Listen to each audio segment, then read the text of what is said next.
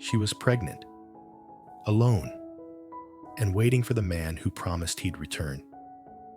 But this morning, Diep heard a rumor that froze her blood. A Vietnamese man named James was found unconscious across the border. Now the question is no longer when he's coming home, but whether he's still alive at all. And this is where today's story begins. For days, the small house at the edge of the village lived in silence, broken only by the soft footsteps of a little girl waiting at the gate. Nay kept asking the same question every morning. When will Uncle James come back? And every morning, Diep tried to hide her trembling hands behind a comforting smile.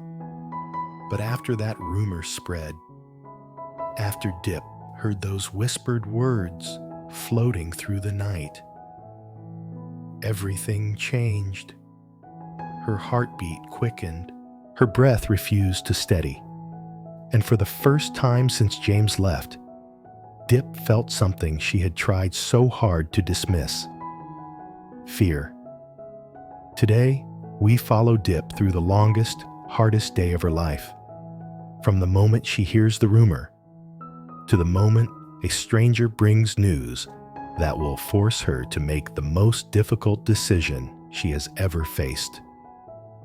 If this story touches your heart, please help to subscribe our small channel. We're on our way to 10,000, and your support means the world to us. The morning air is cool and quiet, the kind of stillness that makes every small sound feel louder. Ly sits on the front step, hugging her knees to her chest. Her school bag lies beside her, untouched. She stares down the long dirt road that cuts through the village, eyes glistening with a familiar ache. "Auntie Diep," Ly whispers, not taking her eyes off the road. "When is Uncle James coming back? He promised he'd play with me before the baby is born." Diep pauses. She stands behind Ly, one hand resting gently on her own belly, still small, but unmistakably carrying life. She forces a smile, even though her heart tightens at the question. "Uncle James will come home soon," she says softly, brushing a strand of hair from Ly's face. "He just had something important to do." But Ly shakes her head immediately. "He left so suddenly. Ever since he found out you're having a baby, he hasn't even called. Did I do something wrong? Is he mad at us?" The words slice through Diep. She kneels, pulling the little girl close. "No, sweetheart, none of this is your fault. James loves you, and he loves this baby too." Her voice breaks slightly before she steadies it. "He'll come back as soon as he can." Ly's lips tremble. "But it's been days and nights, and he didn't even say goodbye." Diep tightens her arms around the child. "I know. I miss him too." The wind rustles through the bamboo, carrying the faint smell of morning smoke. Somewhere in the yard, Don the dog lets out a low whine, as if he feels the heaviness too. At dinner, the atmosphere sinks even lower. Diep prepares Ly's favorite dish, hoping it might lift the child's spirits. But as soon as the bowl is placed in front of her, Ly pushes it aside. "I can't eat," she murmurs. "When Uncle James is here, he feeds me first. He always tells me to finish everything so I can grow tall." Her voice cracks. Without him, the food tastes wrong. Diep's throat tightens. She scoots her chair closer and lifts the spoon. "Let me feed you today," she says gently.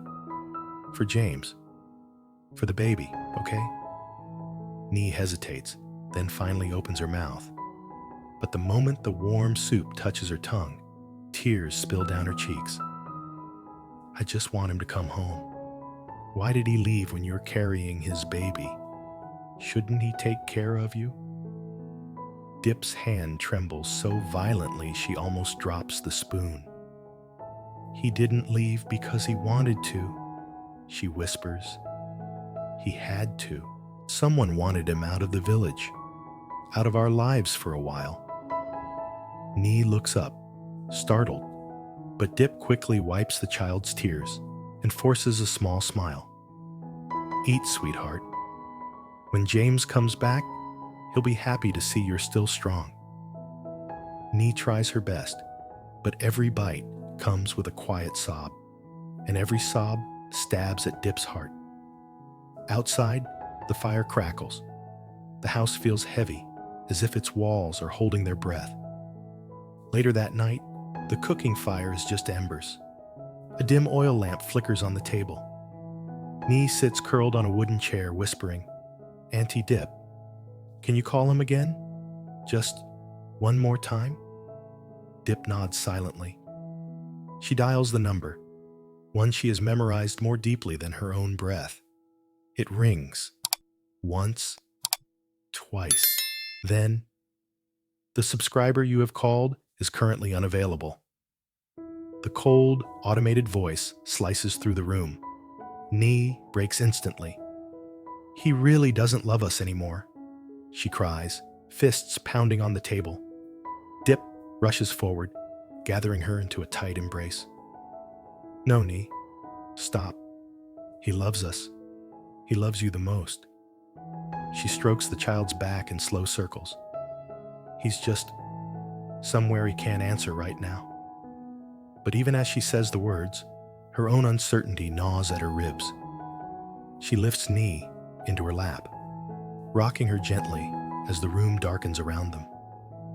Their two shadows, small and tender, merge on the wall, clinging to each other against the fear creeping in from the silence outside.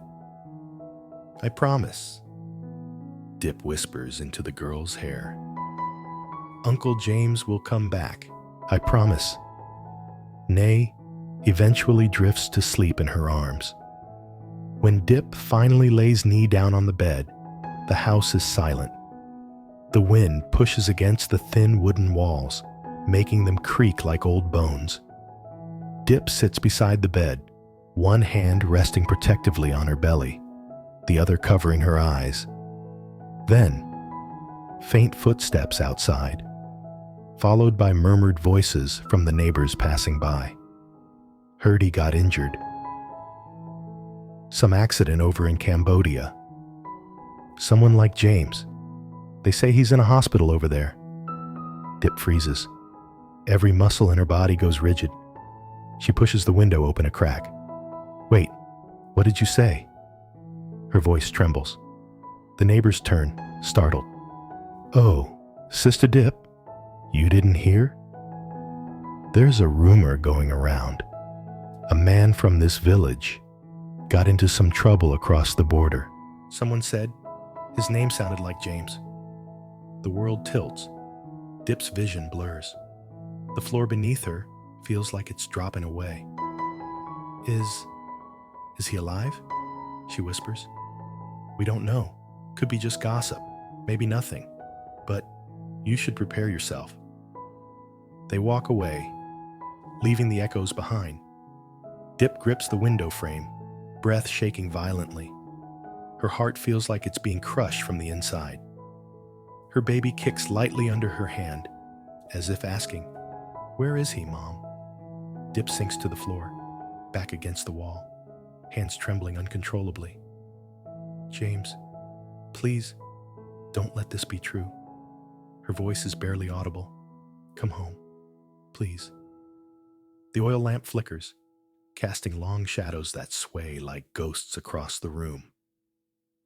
Outside, the road remains empty. Inside, hope hangs by a single thinning thread. Night falls again, heavy, quiet, and far colder than it should be. Diep sits by the bedside, watching Ly sleep peacefully, completely unaware of the storm that has been slowly tightening around their home. and around Dip's heart. Her hand rests over her pregnancy bump. The baby shifts lightly, reacting to the tension in her body. Dip exhales, voice barely holding together. "Baby, your father will come home. He won't leave us. I know he won't." But even as she speaks, the rumor she heard earlier keeps replaying in her mind over and over. James, hospital, Cambodia, injury, maybe worse. She presses her palm over her mouth to stop the sob rising in her throat. Ly turns slightly in her sleep, and Dip immediately forces herself to stay quiet. She cannot break. Not here. Not now. When her breathing finally steadies, she wipes her tears and steps outside. The night sky is cloudless. Stars scatter across the darkness like sparks from dying firewood. The cool breeze touches her skin, but instead of comforting her, it only makes her feel how alone she is. Dawn trots over and nudges her leg, letting out a low whine. Animals sense sorrow more clearly than people do. Dip kneels down, stroking his head. What am I supposed to do if something really happened to James? Her voice is barely more than a whisper. Dawn places his head on her knee, as if telling her, "Don't give up." But how can she not? A child waiting inside the house, a baby growing inside her, and the man she loves, somewhere across the border, silent as a vanished shadow. Meanwhile, in a city far from this quiet village, another man is battling a storm of his own. Fat stands in a cold, sterile hospital hallway, never looking more helpless in his entire life. His mother is behind the operating room doors, and her life is slipping away faster than the doctors can save it. The nurse repeats the words that have been tormenting him all day. Her surgery cannot wait. 500 million. With insurance, maybe 300. The number feels like a knife twisting inside his ribs. His hands shake. His face is pale. His shirt is drenched with cold sweat. He grabs his phone the moment it rings. "Did you get it?" he asks, voice sharp and trembling. Whatever the person on the other end says, it's not enough. "I don't care how you do it," Fat snaps. "Bring me the money tonight. My mother can't wait." He hangs up and leans against the wall, chest burning. "Mom, just hold on a little longer," he whispers. But even he doesn't know if she can. Back in the village, dawn creeps in slowly. Dip wakes before Ly and prepares breakfast in silence. Her hands hesitate every few seconds, pausing mid-air as her thoughts drift somewhere across the border. When Ly finally wakes, rubbing her sleepy eyes, her first question is exactly what Dip feared. "Did Uncle James call?" Dip forces a soft smile. "Not yet, sweetheart, but he will." She hopes the lie sounds gentler than the truth. On the walk to school, the villagers whisper more than usual. Some with concern, some with pity, some with curiosity, thinly disguised as casual talk. "Is it true James was hurt? She's pregnant. Oh God. What if he never comes back?" Ly tightens her grip on Dip's hand. "Auntie, are they talking about Uncle James?" "They don't know anything," Dip says quickly, forcing confidence she doesn't have. Before entering the schoolyard, Ly tugs on her sleeve. "Can I draw him a picture today? So when he comes back, he'll see it first thing?" Dip bends and kisses her on the forehead. "Yes, honey. He'll love that." But the moment Ly steps through the school gate, Dip's smile disappears. That afternoon, she gathers her courage and walks to the house of the woman who first mentioned the rumor. Her hands shake as she knocks on the door. The woman opens it, looking guilty and uneasy. Diep, my dear, rumors are just rumors. Please don't, please. Diep cuts her off quietly. Tell me exactly what you heard. The woman sighs. A trader came back from the border yesterday. He said a young Vietnamese man, tall, thin, was taken to a hospital in Cambodia after some kind of accident, and the description sounded like James. Diep's breath catches. The woman continues. He didn't know if the man survived. Silence. A suffocating kind of silence. Diep grips the door frame to keep herself upright. I need to know if he's alive. Child, the woman says softly, glancing at Diep's pregnancy bump. You shouldn't travel far in your condition. But Diep's voice is already steady. Too steady. If James is hurt, if he's lying somewhere waiting for someone, I have to go. Evening settles over the village. Diep returns home, packs a small bag, and places a hand over her belly. Baby, stay strong, she whispers. We're going to find your father. But before she can even tie the bag properly, a motorcycle engine echoes through the yard. Don barks, tail stiff. Diep rushes outside. A young man jumps off the bike, breathless, holding a wrinkled sheet of paper. Miss Diep, news. News from Cambodia. Her heart nearly stops. She grabs the paper with both hands. It reads, a Vietnamese man named James was admitted unconscious. Identity needs confirmation. Diep's knees weaken. The man catches her before she collapses completely. It might not be him, he says quickly. They're not sure. Don't panic yet.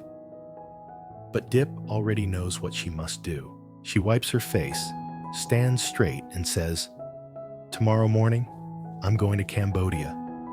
The young man stares at her pregnancy bump, worried.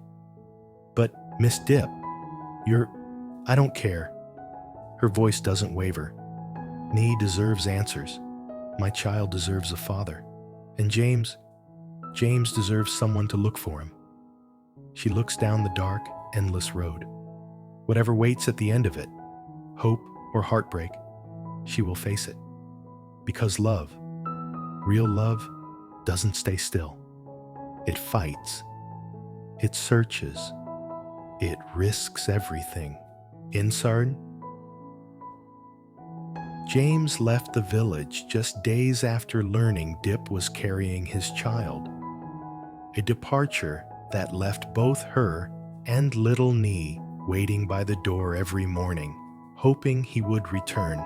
But when a chilling rumor spreads across the village, claiming that a Vietnamese man named James has been found unconscious in a hospital in Cambodia, Diep's fragile hope begins to crumble. As Nee refuses to eat, begging to see James again, Diep does everything she can to stay strong for both the child and the baby growing inside her. Meanwhile, Fat faces his own desperate crisis as his mother's life hangs on an impossible surgery fee. When a stranger finally arrives with a message confirming that someone named James was admitted in critical condition, Diep must decide whether to stay safe for her unborn child or risk everything and cross the border to find the man she loves. This episode follows Diep through the most painful, uncertain day of her life, where love, fear, and destiny collide at the edge of the unknown.